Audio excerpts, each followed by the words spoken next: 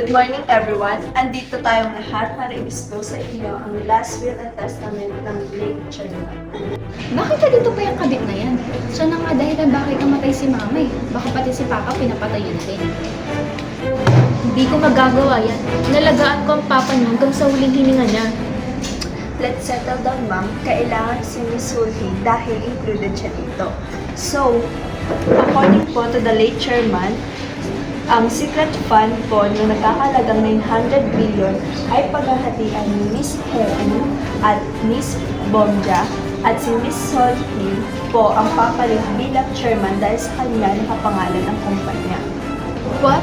Totoo po ba yun, attorney? Baka nagkamali lang po kayo ng basa.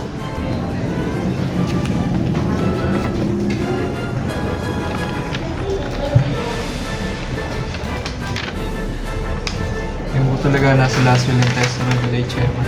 Siguro pinikat mo si Papa para ikaw ang gawin niyang chairman. Kami ang pamilya dapat sa amin ng kumpanya. Isa kang kabit.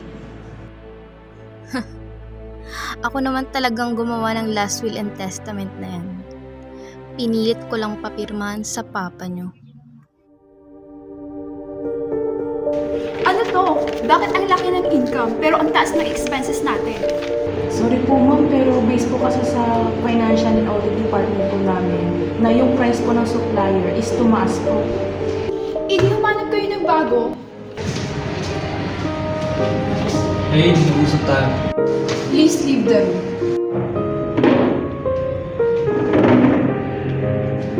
Bakit ka pa nandito? Di ba divorce na ba?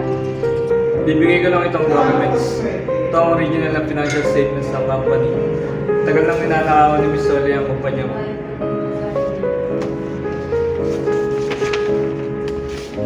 Saan mo ito nakuha?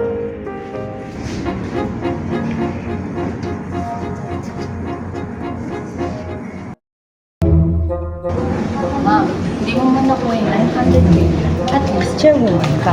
Mas malaki pa nga antas na 900 million yung nakuha mo. Huwag ka maingay, baka may makarinig sa'yo. Ma'am, kahit 5% lang sa akin, nakakuha na ako.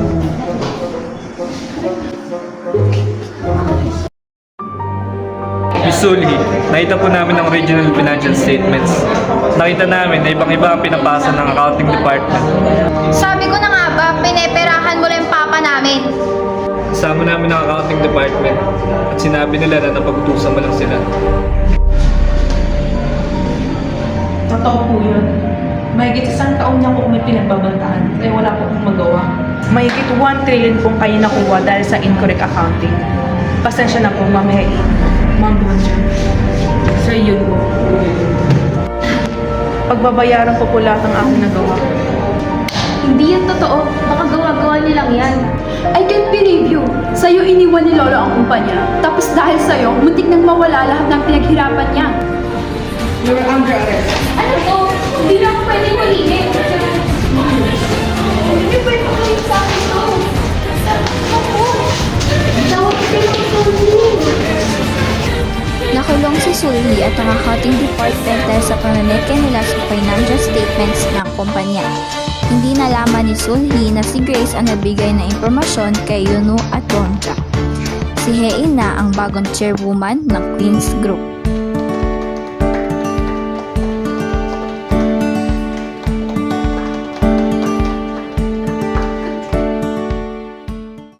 Thank you,